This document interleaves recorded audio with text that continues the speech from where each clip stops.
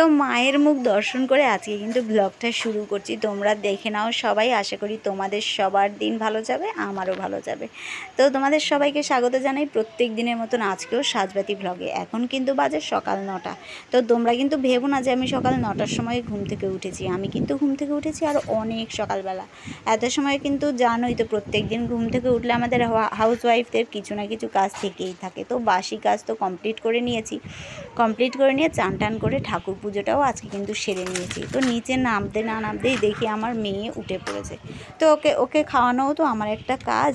তো ওকে খাওয়ানো দাওয়ানো কমপ্লিট করার পরে ও কিন্তু বসে পড়েছে।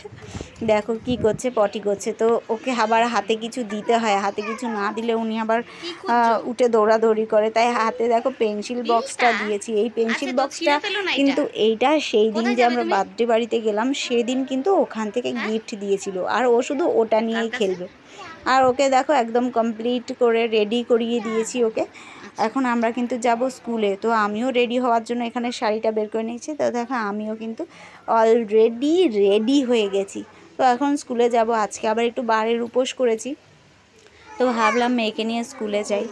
তোমরা সবাই ভাবতে পারো যে স্কুলে, এখন কি ওর স্কুলে যাওয়ার মতন বয়স হয়েছে? না, অ্যাকচুয়ালি আমি ওকে যাচ্ছি অঙ্গনওয়াড়ি স্কুলে। এটা কিন্তু গ্রামের দিকে থাকে, শহরের দিকে থাকে কি না আমার কিন্তু জানা নেই।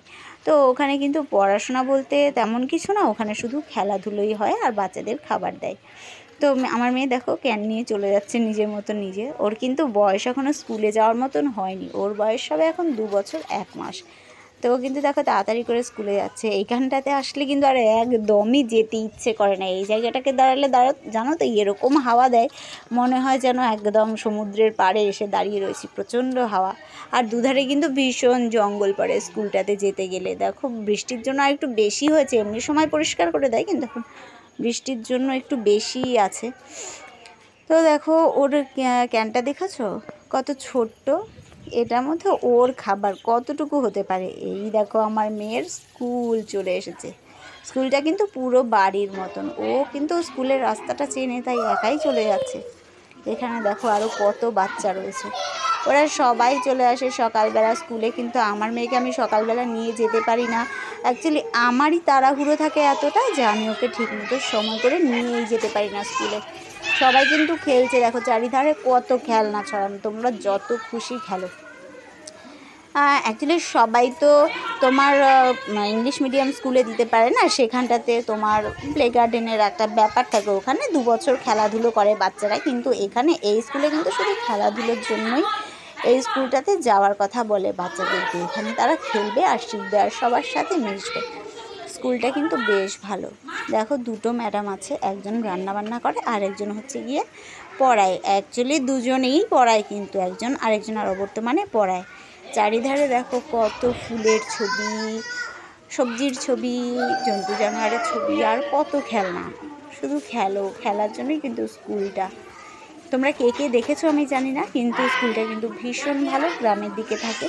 আর যদি তোমাদের দিকে থাকে আমাকে কিন্তু অবশ্যই কমেন্ট করে জানাবে। এক একজন করে কিন্তু সবার গার্জিয়ানরা আসছে, তাদের বাচ্চাদের নিয়ে চলে যাচ্ছে। দেখো বাড়ি যাবে বলে এক একজনের আনন্দ দেখেছো কেমন। এখানে দেখো আমার মেয়ে বসে রয়েছে একটা বল নিয়ে, আর পাশে একটা ছোট্ট বেবি রয়েছে, ও কিন্তু খেলা করছে, ও বই নিয়ে খেলছে, বই পড়বে। বই তো আমার মেয়ে একদমই বই পড়তে চায় না। তোমাদের বাচ্চারা পড়াশোনা করতে চায় কিনা জানি না, আমার মেয়ে তো বই দেখলেই কাঁদতে শুরু করে দেয়। তো বিছানায় পর্যন্ত বইটা তুললেও ভীষণ পরিমাণে কাঁদে, আমাকে বলে বই নিয়ে ফেলে দিয়ে আসছে। দেখো স্কুলের চারিধারটা আমি তোমাদের দেখাচ্ছি কেমন করে সব গুছিয়ে রেখেছে, সাজিয়ে রেখেছে। দেখো ও আবার ওখান থেকে ওর পাশের থেকে ওখানে চলে গেছে, কেন জানো তো? ওর বইটা ধরছিল বলে ও কিন্তু ওখান থেকে উঠে গিয়ে আরেক জায়গায় বসেছে। দেখো আমাদের হয়ে গেছে স্কুল, এখন আমরা খাবার নিয়ে কিন্তু চলে যাচ্ছি বাড়ির দিকে। তো চলো এখন যাওয়া যাক বাড়ির দিকে। আমার মেয়ে কিন্তু রওনা দিয়েছে বাড়ির দিকে, একটুখানি হেঁটেই বলছে মা আমি আর হাঁটতে পারবো না, কোলে নাও। তো দেখো বায়না রাখতে কোলে নিয়ে নিয়েছি। দেখছো ওর মাথায় হাত, ওর নাকি রোদ লাগছে তাই ওর মাথায় হাত দিয়েছে, আবার আমার মাথাতেও কিন্তু হাত দিয়েছে অলরেডি। কিন্তু দেখো আমরা হচ্ছে বাড়িতে ঢুকে গেছি। এখানে আমি কিন্তু ঢুকে গেছি বাড়িতে। দেখো এখানে দেখেছো কত লেস, প্রত্যেক দিন লেস খাওয়ার জন্য বায়না করবে আর লেস এরকম ছিঁড়ে ফেলে দেবে, তাই আমি লেসগুলো কিন্তু রেখে দিই পাখিকে খাওয়ানোর জন্য। এখানে দেখো আমার মাছগুলো খেলা করছে। তো তোমাদের যদি আমার ভিডিওগুলো ভালো লাগে তাহলে কিন্তু অবশ্যই আমার ভিডিওগুলোকে লাইক করো, আর আমার চ্যানেলটাকে কিন্তু সাবস্ক্রাইব করে দিতে ভুলো না। তো সকালবেলা আমি স্কুল থেকে বাড়ি এসে দেখি দিদিভাই সব কাজ অলরেডি কমপ্লিট করে ফেলেছে। তো আমি আর কি করব, আমি একটু বসে পড়লাম ঘরে, বসে বসে তোমাদের ভিডিওগুলো করতে থাকলাম। দেখো এইটাকে দেখাতে ভুলে গেছি, এটা আমাকে একজন গিফট করেছিল, সেটাও কিন্তু তোমাদেরকে এখন আমি দেখিয়ে দিলাম। আবার এসে দেখি একটা তালও এনেছে, তো তালটাকে দেখো দেখাচ্ছি। তালটা কিন্তু ভীষণ শক্ত, এটা এখন দেওয়া যাবে না, খাওয়া যাবে না। সবাই কথা বলতে আসছে বলে ঠিকমতো কথা বলতে পারছি না। তো আজকে তালটা কিন্তু একটু শক্ত আছে, 2 দিন পরে খেতে হবে। এখানে দেখো কলা এনে দিল দাদা, বাড়ির উপোস করেছি বলে সন্ধেবেলা নিয়ে যাব মন্দিরে। তো তোমাদেরকে আবার বলি,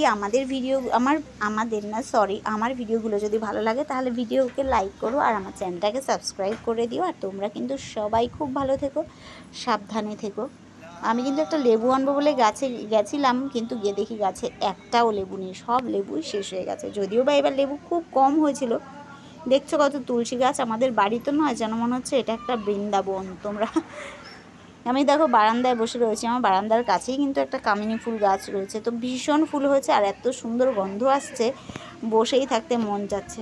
আর এদিকে দেখো আমাদের মায়ের কিন্তু অলরেডি চান কমপ্লিট হয়ে গেছে, বাইরে জামা কাপড় মেলতে চলে গেছে, আর আমি এখানে বসে বসে কিন্তু মজা করছি, কোনো কাজ করছি না। তো তোমরা কিন্তু আমার চ্যানেলটাকে ভিডিওটাকে লাইক আর সাবস্ক্রাইব করতে ভুলো না। টাটা।